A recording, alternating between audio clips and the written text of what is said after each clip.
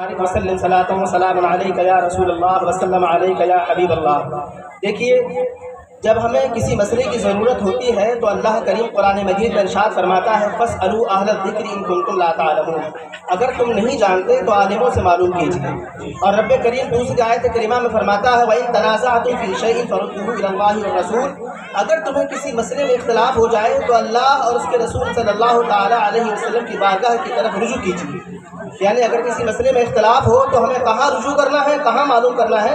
اللہ کی قرآن کریم میں معلوم کرنا ہے اور اللہ کے حبیب صلی اللہ تعالیٰ علیہ وسلم کی حدیث مبارکہ میں تلاش کرنا ہے۔ اب ایک مسئلہ یہاں پر یہ ہے کہ جشن عید میلاد النبی صلی اللہ تعالیٰ علیہ وسلم کا جو ثبوت شرعی ہے، ایک جدے کے امام ہیں حضرت سیدنا محمد کے نامی ایک شخص گزرے ہیں، بہت بڑے عالم ہیں۔ اس محفل میلاد کے متعلق جس میں ہم اور آپ حاضر ہیں، یہ بڑی مبارک اور متبرک محفل ہے جس میں ہم لوگ شامل ہیں۔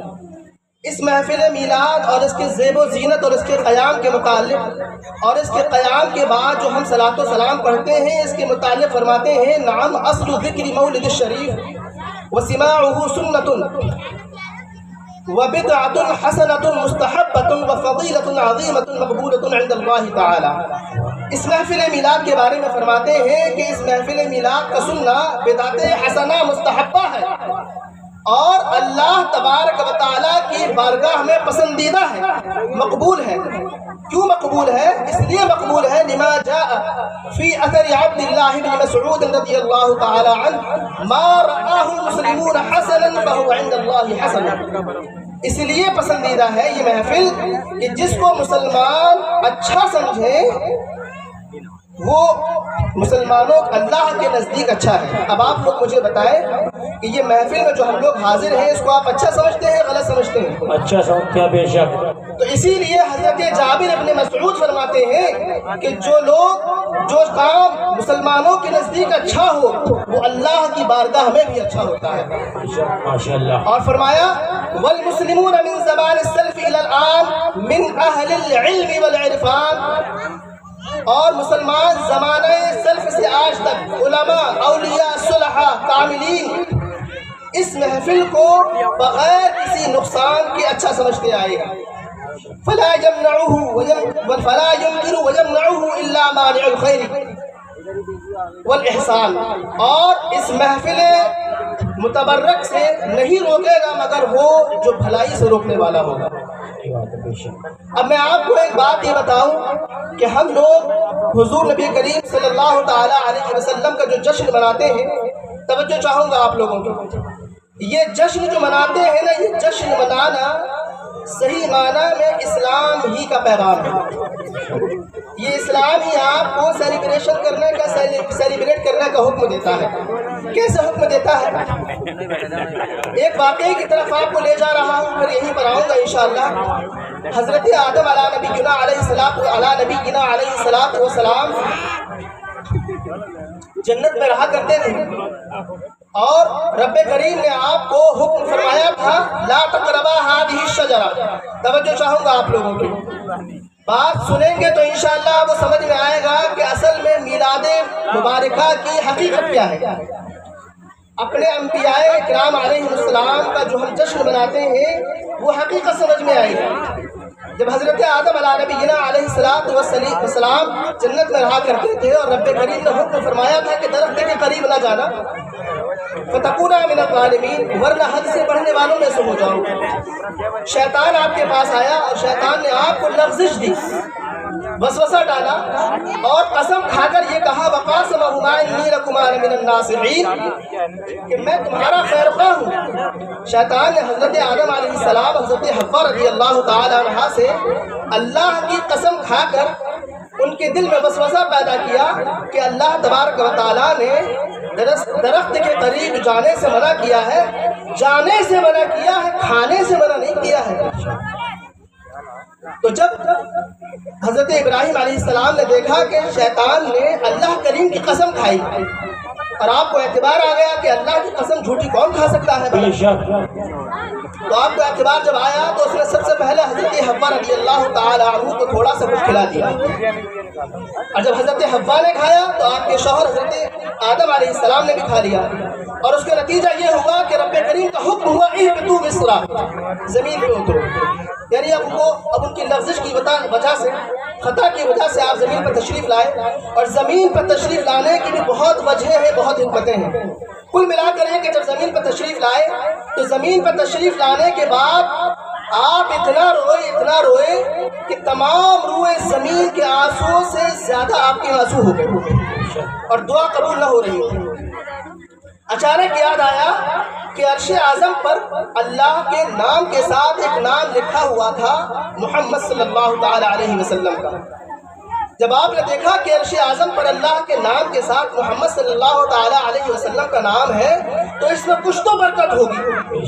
سبحان اللہ۔ تو حضرت آدم علیہ السلام نے اللہ کے حبیب صلی اللہ تعالی علیہ وسلم کے نام کا وسیلہ دے کر جب رب کی بارگاہ میں دعا کی تو اللہ تبارک و تعالی نے آپ کی دعا کو قبول فرمایا۔ بے شک سبحان اللہ۔ فرمایا فتاب علیہ۔ ایک آیت کریمہ میں ہے ربنا ظلمنا انفسنا۔ حضرت ابراہیم علیہ السلام رب کی بارگاہ میں عرض کرتے ہیں، اے رب، اے ہمارے رب، نے اپنی جانوں پر ظلم کیا، وَإِن لَمْ تَغْفِرْ لَنَا وَتَرْحَمْنَا، اگر تو ہمیں نہیں بخشے گا اور رحم نہیں کرے گا، فَتَكُونَا مِنَ الظَّالِمِينَ، تو ہم حد سے بڑھنے والوں میں سے ہو جائیں گے۔ بے شک۔ جب حضرت آدم علیہ السلام نے اللہ کے حبیب صلی اللہ تعالی علیہ وسلم کے نام کا وسیلہ دے کر دعا کی، یہ باتیں ہواؤں میں نہیں کر رہا ہوں، قرآن و حدیث کی روشنی میں کر رہا ہوں، توجہ چاہوں گا۔ جب نام کا وسیلہ دے کر دعا کی تو اللہ تبارک و تعالی نے فرمایا فتاب علیہ، تو اللہ تبارک و تعالی نے ان کی دعا کو قبول فرمایا۔ اب توجہ چاہوں گا، جب اللہ تبارک و تعالی نے آپ کی دعا کو قبول فرمایا تو جس وقت وہ دعا قبول ہوئی تھی وہ نماز فجر کا وقت تھا۔ سبحان اللہ، ماشاء اللہ۔ اور آپ کی دعا جب قبول ہوئی تو حضرت آدم علیہ السلام نے اس دعا کی قبولیت کے شکرانے کے طور پر 2 رکعت نماز نفل ادا کیے تھے۔ ماشاء اللہ۔ اب وہ جو 2 رکعت نفل پڑھے تھے نا جس وقت، اور وہ وقت جو دعا قبول ہوئی تھی وہ فجر کی نماز کا وقت تھا، اور وہ 2 رکعت نفل جو آپ نے پڑھے تھے وہ اللہ تبارک و تعالی نے امت محمدیہ پر حضرت آدم علیہ السلام کی یادگار منانے کے لیے فجر کی صورت میں امت محمدیہ پر تا قیامت فرض کر دیا۔ سبحان اللہ، سبحان اللہ۔ اب یہ جو آپ نماز فجر پڑھتے ہیں نا، یہ حضرت آدم علیہ السلام کی یادگار ہے۔ اب آپ اندازہ کریں کہ جو آپ 2 رکعت فرض پڑھ رہے ہیں یہ حضرت آدم علیہ السلام نے تو نفل پڑھے تھے اور آپ ان کی یاد میں فرض پڑھ رہے ہیں۔ اب یہ جشن منانا ہوا کہ نہیں ہوا؟ بے شک۔ تو جشن منانا عین اسلام ہے۔ اور دیکھیے حضرت ابراہیم علیہ السلام نے یہ جو 5 نمازیں ہیں، یہ 5 نمازیں پیغمبران اعظام کی یاد سے منسوب ہیں۔ ماشاء اللہ۔ حضرت آدم علیہ السلام نے حضرت ابراہیم علیہ السلام کے جب ایک حضرت سارہ رضی اللہ تعالی عنہا سے بیٹے ہوئے تھے حضرت اسحاق علیہ السلام، تو آپ نے حضرت اسحاق علیہ السلام نے قربانی پیش کی۔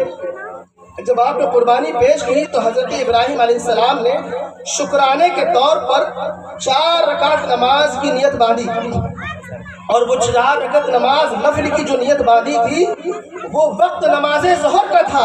اللہ تبارک و تعالیٰ نے ان کی یاد منانے کے لیے مسلمانوں پر اس 4 رکعت نفل نماز کو ظہر کی صورت میں آپ کے اوپر فرض کر دیا، اور آج آپ نماز ظہر ادا کرتے ہیں۔ سبحان اللہ۔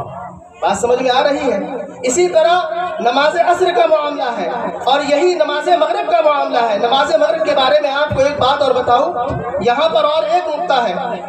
ایک نبی، 2 نبیوں سے منسوب ایک واقعہ ہے کہ آپ ایک لمبی علالت کے بعد صحت یاب ہوئے، طبیعت خراب تھی، اور جب آپ بیماری سے شفا یاب ہوئے تو آپ نے 4 رکعت نماز نفل کی نیت باندھی، اور جس وقت وہ نیت باندھی تھی وہ غروب کا وقت تھا، وہ نماز مغرب کا وقت تھا، اور نیت کتنے کی باندھی تھی؟ 4 رکعت کی۔ اور جب 3 رکعت پڑھنے کے بعد جب چوتھی رکعت کے لیے اٹھ رہے تھے تو طبیعت چونکہ تھوڑے تھوڑے شفایاب ہوئے تھے اور طبیعت اتنی علیل تھی کہ جب چوتھی رکعت کے لیے اٹھے تو وہ طاقت نہ رہی کہ اٹھ سکے اور تیسری رکعت پہ بیٹھ گئے اور اسی پہ سلام پھیر دیا۔ اللہ تبارک و تعالیٰ کو اپنے پیغمبر کی یہ ادا اتنی پسند آئی کہ اللہ تعالیٰ نے امت محمدیہ پر ان 3 رکعت نفل نماز کو مغرب کی صورت میں آپ کے اوپر فرض کر دیا۔ سبحان اللہ۔ اب بتائیے یہ یادگار ہے کہ نہیں ہے؟ بے شک۔ اور اسی طرح عشاء کی نماز سب سے پہلے ہمارے آقا و مولا حضور نبی کریم صلی اللہ تعالیٰ علیہ وسلم نے شکرانے کے طور پر پڑھی تھی اور آج امت محمدیہ پر فرض ہے۔ اور ایک روایت میں یہ آتا ہے کہ یہ عشاء کی نماز سب سے پہلے حضرت نوح علیہ السلام نے ادا کی تھی جب آپ حضرت یونس علیہ السلام حضرت یونس علیہ السلام نے ادا کی تھی جب آپ مچھلی کے پیٹ سے 40 دن کے بعد تشریف لائے تھے تو اللہ تبارک و تعالیٰ کا شکریہ ادا کیا تھا۔ بعض محققین یہ کہتے ہیں کل ملا کر یہ ہے کہ یہ نماز پنجگانہ جو آج آپ پڑھتے ہیں نا وہ پیغمبران اعظام کی کسی نہ کسی نبی کی یادگار کسی نہ کسی نبی کی یاد سے منسوب ہے۔ بے شک سبحان اللہ۔ اور آپ ان کی یادوں کو فرضوں کی صورت میں ہر روز ادا کرتے ہیں۔ اور لوگ کہتے ہیں کہ یہ جشن کہاں لکھا ہے؟ اب جب لوگ یہ کہتے ہیں کہ جشن کہاں لکھا ہے تو آپ سیدھا جواب یہ دیا کریں کہ جشن قسمت والوں میں نصیبوں میں لکھا ہے انسان۔ بے شک۔ اور آپ کو ایک بات میں بتاؤں بڑا قابل غور ایک واقعہ ہے۔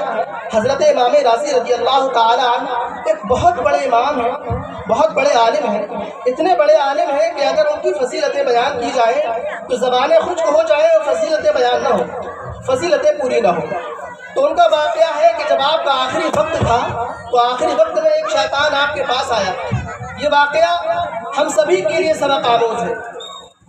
شیطان آپ کے پاس آیا اور عرض کرنے لگا کہ آپ اللہ کے بارے میں بتائیے کہ اللہ کو آپ نے پہچانا کہ نہیں پہچانا؟ تو حضرت امام راضی رضی اللہ تعالی عنہ نے اللہ کے ایک ہونے پر دلیل دی کہ ہاں اللہ تبارک و تعالی ہے اور اس کی عبادت کی جاتی ہے وہ ایک ہی ہے، لا الہ الا اللہ، اللہ کے سوا کسی کی عبادت نہیں کی جاتی۔ اب شیطان چونکہ پڑھا لکھا تھا اس نے حضرت امام راضی رضی اللہ تعالی عنہ کی اس دلیل کا رد کر دیا۔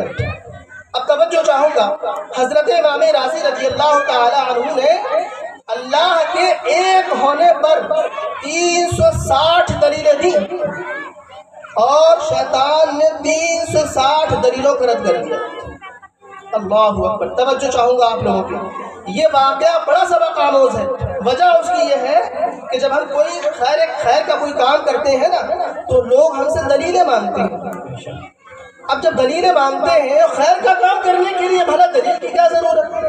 اللہ کا ذکر کیا جائے، اس کے رسول کا ذکر کیا جائے، صحابہ کا ذکر کیا جائے اور دلیل مانی۔ تو جب حضرت امام راضی نے 360 دلیلیں دیں اور 360 دلیلوں کا رد کر دیا، اب جب دلیلوں کا رد ہو گیا تو ایمان خطرے میں ہوا کہ نہیں ہوا؟ اب آپ دیکھیں تھوڑے سے فاصلے پر آپ کے ایک پیر و مرشد تھے حضرت امام نجم الدین کبریٰ رضی اللہ تعالی عنہ، وضو فرما رہے تھے اور وہیں سے وہ نظارہ دیکھ رہے تھے۔ آپ نے جب دیکھا کہ میرا مرید، اب یہاں پر پیر و مرشد کا ہونا بھی انسانوں کی زندگی میں ضروری ہے۔ مرشد کا مطلب ہی یہی ہوتا ہے کہ جب مرید کسی مصیبت میں پھنس جائے تو وہ اس کو راہ دکھا دے، راستہ دکھا دے۔ جب آپ پھنسے تو آپ کے پیر و مرشد وضو فرما رہے تھے اور جب دیکھا کہ میرا مرید پھنس چکا ہے تو وہیں سے اعلان کیا، آواز لگائی، ندا دی کہ کہہ کیوں نہیں دیتا کہ میں اللہ کو بغیر دلیل کے ایک مانتا ہوں۔ سبحان اللہ، سبحان اللہ۔ جب حضرت امام راضی رضی اللہ تعالی عنہ نے سنا تو جب اس سے کہا تو شیطان بھاگا اور آپ کا ایمان بھی محفوظ ہوا۔ تو اب یہ واقعہ ہمارے لیے اتنا سبق آموز ہے کہ جب ہم کوئی کام کرتے ہیں نا خیر کا کام تو وہاں خیر کا کام کرنے کے لیے دلیل مانگنے کے لیے لوگ آ جاتے ہیں۔ کیا کہتے ہیں؟ سیدھی سادی بات ہے، اللہ اس کے رسول صلی اللہ تعالیٰ علیہ وسلم کا ذکر کرنا بھلا دلیل کیا مانگا؟ اور حضور نبی کریم صلی اللہ تعالیٰ علیہ وسلم فرماتے ہیں اس محفل کے متعلق، ان اولیاء من عبادی و احباء من خلقی الذین یذکرون بذکری و اذکر بذکری، میرے بندوں میں، میرے اولیاء میں، میرے محبوبین میں کچھ ایسے بندے ہیں، کچھ ایسے لوگ ہیں کہ جب محفل میں ان کا ذکر کیا جاتا ہے تو میرا ذکر ہو جاتا ہے، اور جب میرا ذکر کیا جاتا ہے تو ان کا ذکر ہو جاتا ہے۔ سبحان اللہ، بے شک۔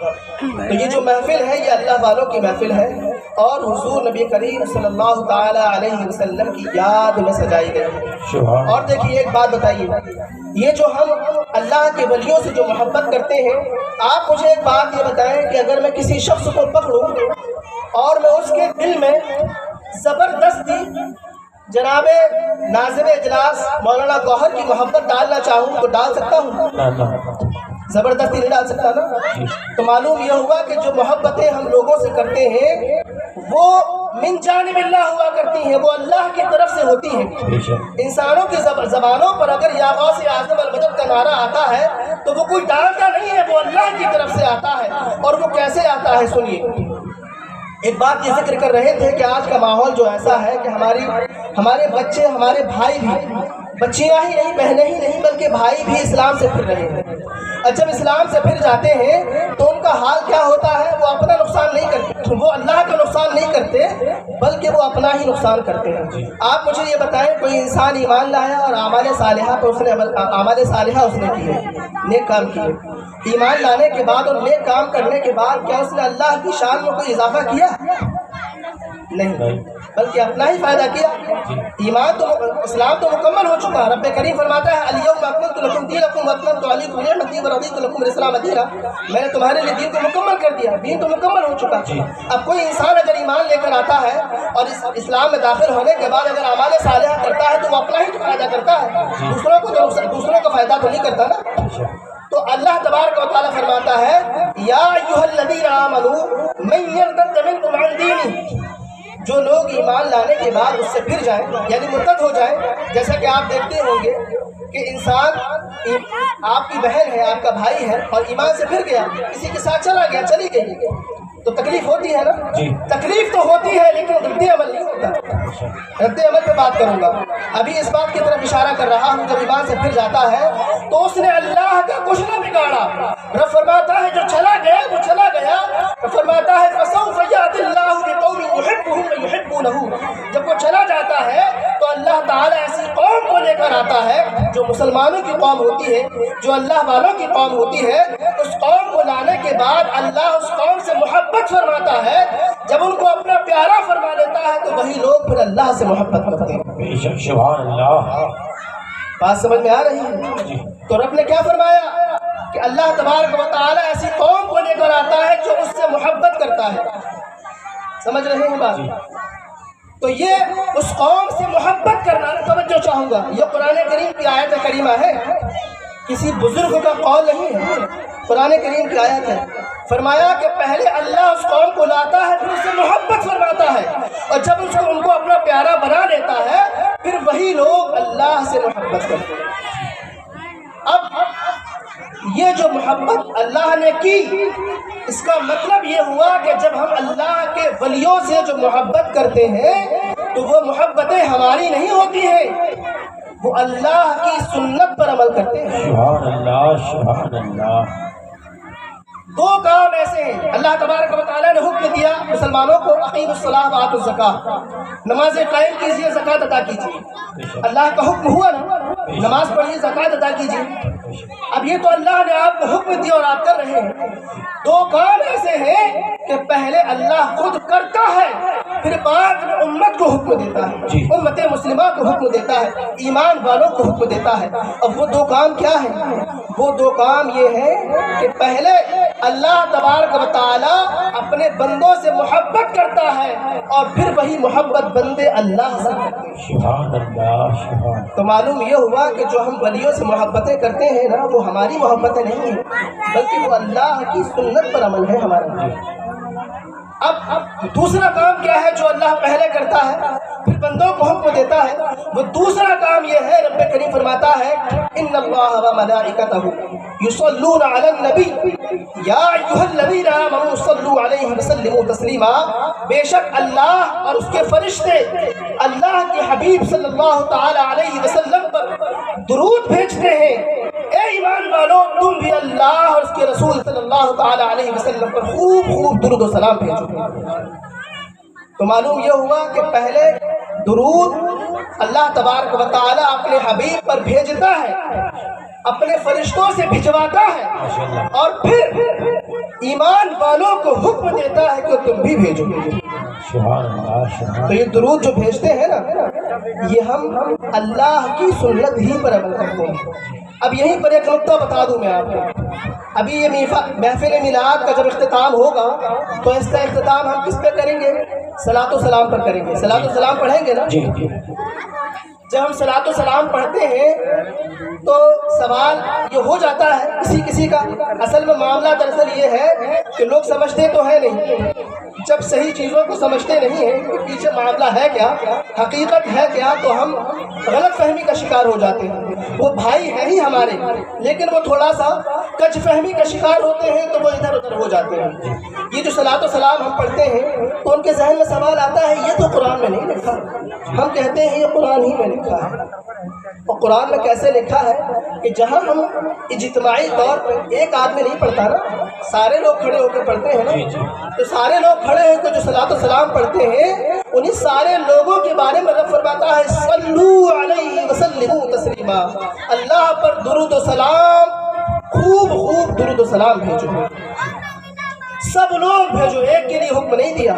اجتماعی صورت میں، جمع ہونے کی صورت میں، یہ جو آپ جمع ہیں اور صلاۃ و سلام پڑھیں گے تو یہ آپ صلاۃ و سلام جو پڑھتے ہیں یہ عین قرآن کے مطابق پڑھتے ہیں۔ سمجھ رہے ہیں بات آپ لوگ؟ اب اللہ کے ولیوں کے متعلق ایک بات میں آپ کو اور عرض کروں کہ آپ اس متبرک محفل میں حاضر ہیں اور یہاں چونکہ وقت دے رہے ہیں، اور یہ وقت جو آپ کا گزر رہا ہے، جو لوگ دور بیٹھے ہوئے ہیں، جو قریب بیٹھے ہوئے ہیں، جو مجھے سن رہے ہیں، آپ یقین جانیں یہ آپ کا وہ قیمتی وقت جو گزر رہا ہے نا، یہ وہ قیمتی وقت ہے کہ کل بروز قیامت یہی آپ کے کام آئے گا۔ اور کیسے کام آئے گا؟ آپ مجھے ایک بات بتائیں، کیا آپ لوگ اللہ کے ولیوں کے مزارات پہ حاضر ہوتے ہیں؟ جی حاضر ہوتے ہیں۔ کون کون حاضر ہوتا ہے؟ ولیوں کے مزارات پہ حاضر ہوتے ہیں، وہاں آپ وقت گزارتے ہیں۔ اچھا، آپ لوگوں نے اللہ کے کچھ ولیوں کو ایسا بھی دیکھا ہوگا کہ ان کا زمانہ نہ پایا ہوگا، جی، جیسے حضور غوث اعظم کی بارگاہ ہے، ان کا زمانہ نہیں پایا، ان کو نہیں دیکھا آپ نے، لیکن دل میں محبت بڑی ہے، بے شک، اتنی محبت ہے کہ آپ لڑ جائیں گے۔ سبحان اللہ۔ تو یہ جو محبت آپ کے دل میں آئی یہ کسی نے ڈالی نہیں ہے بلکہ اللہ ہی نے ڈالی ہے، یہ انسانوں کی بس کی بات نہیں ہے۔ اور یہ جو ہم کہتے ہیں نا، یہ ہم نہیں کہتے، یہ رب ہی کہتا ہے۔ کیسے کہتا ہے رب؟ ان الذین آمنوا وعملوا الصالحات، وہ لوگ جو ایمان لائے اور ایمان لانے کے بعد اعمال صالحہ کے پیکر بن گئے، یعنی اللہ کے ولی بن گئے، اللہ کے مقرب بن گئے، اللہ کے قریبی ہو گئے۔ اب کیا صلاح فرماتا ہے رب تبارک و تعالی؟ رب یہ صلاح فرماتا ہے سیجعل لهم الرحمن ودا، کہ ان کی محبت لوگوں کے دلوں میں پیوست فرما دیتا ہے۔ سبحان اللہ۔ تو یہ محبت جو آپ کے دلوں میں ولیوں کے لیے ہے، یہ محبت ہماری ڈالی ہوئی نہیں ہے بلکہ اللہ ہی کی طرف سے ڈالی ہوئی ہے۔ اب میرا سوال وہیں پر آتا ہے کہ آپ نے کچھ ولیوں کو ایسا بھی دیکھا ہوگا جن کا زمانہ نہیں پایا، اور کچھ ایسے بھی ولی ہوں گے جن کا آپ نے زمانہ پایا ہوگا، جن کی بارگاہ میں حاضر ہوئے ہوں گے۔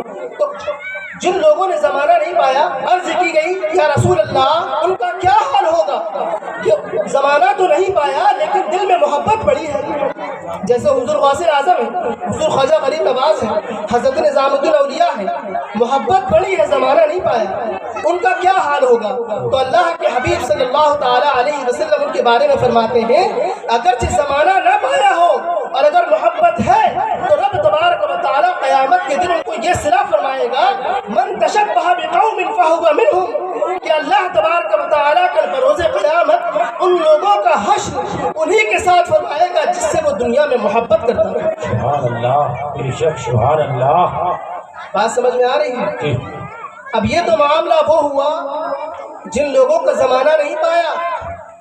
اب کچھ لوگ ایسے بھی ہوں گے جو جن لوگوں کا آپ نے زمانہ پایا ہوگا، جن کے ہاتھ پاؤں دبائے ہوں گے، جن کی بارگاہ میں تحفے تحائف بھی پیش کیے ہوں گے، ان کا کیا حال ہوگا؟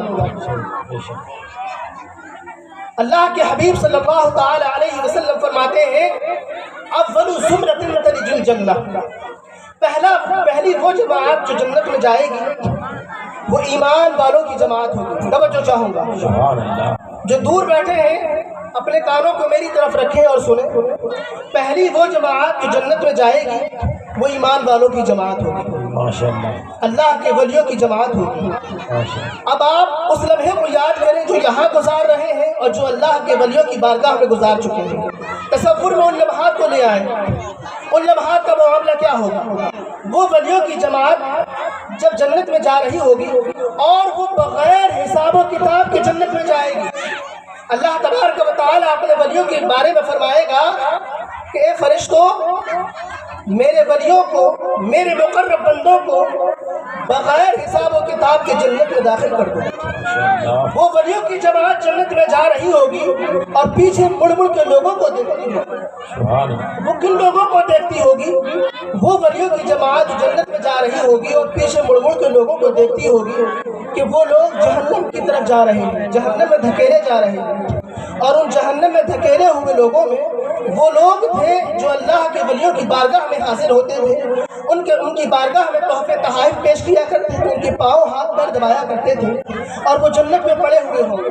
وہ جماعت جب جنت میں جا رہی ہوگی اور جہنم میں ان لوگوں کو دیکھتی ہوگی، مڑ مڑ کے دیکھتی ہوگی، تو اللہ تبارک و تعالیٰ کو اپنے ان ولیوں کی یہ ادا اتنی پسند آئے گی، رب فرمائے گا جاؤ جہنم میں جاؤ اور دیکھو، جس جس کو پہچانتے ہو اس کو جہنم سے نکالو اور اپنے ساتھ جنت میں لے جاؤ۔ سبحان اللہ، سبحان اللہ، یہ اللہ تبارک و تعالیٰ کی بارگاہ میں وقت دینے سے اور اللہ کے ولیوں کی بارگاہ میں حاضری دینے سے، ان سے محبت کرنے سے اللہ تبارک و تعالیٰ ان کے گناہوں کو معاف فرما دیتا ہے۔ ماشاء اللہ، اگر کسی انسان کو یہ لگتا ہے کہ اس کے اعمال کی بنیاد پر اس کی بخشش ہو جائے گی تو خبردار، اللہ کے حبیب صلی اللہ تعالی علیہ وسلم فرماتے ہیں لن ينجو احدكم من عمله ولا انت یا رسول اللہ قال بلا انا الا ان يتغمدني الله برحمة منه۔ کسی کو اگر یہ لگتا ہے کہ اس کے عمل کی بنیاد پر اس کی بخشش ہو جائے گی تو حضور نبی کریم صلی اللہ تعالی علیہ وسلم فرماتے ہیں کہ تم میں سے کوئی بھی اپنے عمل کی بنیاد پر بخشا نہ جائے گا۔ سبحان اللہ، سبحان اللہ، تو صحابہ نے عرض کی یا رسول اللہ ولا انت، آپ بھی نہیں؟ قال ولا انا، فرمایا ہاں میں بھی اپنے عمل کی بنیاد پر نہیں بخشا جاؤں گا، الا ان يتغمدني الله برحمة منه، ہاں مگر اللہ تبارک و تعالیٰ نے مجھے اپنی رحمت میں ڈھانپ لیا ہے، مجھے اپنی رحمت میں ڈھانپ لیا۔ تو معلوم یہ ہوا کہ اگر کسی کو یہ لگتا ہو کہ وہ عمل کر رہا ہے اور عمل کی بنیاد پر جنت میں چلا جائے گا تو عمل کی بنیاد پر نہیں جائے گا۔ ہاں جنت میں اگر جائے گا تو محض اللہ کے فضل و کرم سے جائے گا۔ سبحان اللہ، سبحان اللہ، جس طرح انسان کے وجود کے لیے آپ زندہ ہیں، آپ زندہ ہیں نا، آپ زندہ ہیں تو کیسے زندہ ہیں؟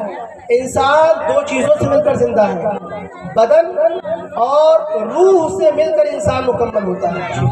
کس سے؟ بدن اور روح، بدن اور روح سے مل کر انسان ہے۔ اگر بدن سے روح نکل جائے تو انسان مردہ ہو جاتا ہے۔ اسی طرح اگر اعمال سے عقیدگی نکل جائے تو اعمال بیکار ہو جاتے ہیں۔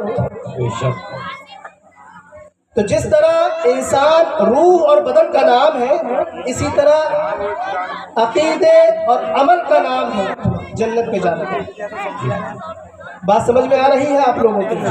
تو یہ ہمیں صلہ جو ملتا ہے یہ ولیوں کی بارگاہ میں جانے سے ملتا ہے، ان سے محبتیں کرنے سے ملتا ہے، اور یہ محبتیں جو ہم کرتے ہیں نا، یہ محبتیں اللہ ہی کی طرف سے ہمارے دلوں میں ڈالی ہوئی ہیں۔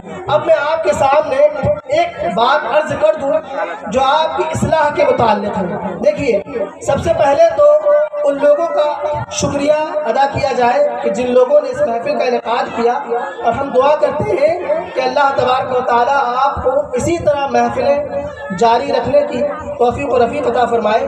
آمین، اب انشاءاللہ تعالیٰ ہم کبھی دوبارہ آئیں گے تو اس سے دوری ہم محفل چاہیں گے آپ لوگوں سے، کریں گے نا آپ لوگ؟ دیکھیے، اعمال کے متعلق ایک حدیث مبارک آپ کے سامنے پیش کروں۔ حضور نبی کریم صلی اللہ تعالیٰ علیہ وسلم فرماتے ہیں آپ لوگ جو بیٹھے ہیں نا محفل کے اندر، آپ لوگ اپنے اپنے گھروں کے ذمہ دار ہیں۔ جی،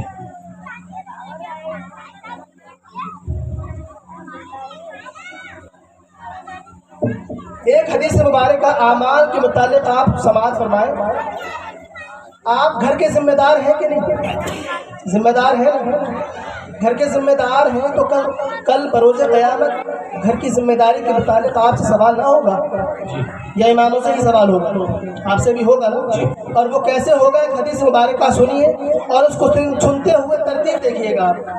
جب میں آپ کو بتاؤں گا تو ترتیب دیکھیے گا. حضور صلی اللہ تعالیٰ علیہ وسلم فرماتے ہیں کلکم راع وکلکم مسئول عن رعیتہ. تم میں ہر شخص چرواہا ہے اور اس چرواہے سے اس کی رعایا کے بارے میں سوال کیا جائے گا. بکریوں کا جو ریوڑ لے کر جاتا ہے نا اس کو چرواہا کہتے ہیں. اور وہ بکریوں کا ریوڑ جو چلتا ہے جو ان کا چرواہا ہوتا ہے آپ دیکھتے ہوں گے کہ وہ اپنے ریوڑ کی کتنی ذمہ داری سے ان کی حفاظت کرتا ہے نا کہ ایک بھی بکری جماعت سے نکل نہ جائے، ریوڑ سے نکل نہ جائے. اور جو وہ نکل جاتی ہے تو کیا ہوتا ہے؟ چھوٹ جاتی ہے، مالک کا نقصان ہو جاتا ہے. اور وہ اس سے جب اس سے چھوٹتی ہے تو اسی کے بارے میں فرمایا کہ وہ جو ریوڑ ہے جب انسان جماعت میں شامل ہوتا ہے تو اس کی حفاظت ہوتی ہے، اور جب جماعت سے نکل جاتا ہے تو جہنم میں چلا جاتا ہے. من شذ فی النار، جو جماعت سے الگ ہوا وہ جہنم میں چلا گیا. اب حضور فرماتے ہیں کہ تم میں سب چرواہے ہیں اور سب سے سارے چرواہوں سے ان کی رعایا کے بارے میں سوال کیا جائے گا. اب وہ چرواہے کون ہیں؟ وہ چرواہوں میں سب سے پہلے اللہ کے حبیب فرماتے ہیں الامام راعی، امام چرواہا ہے، ومسئول عن رعیتہ.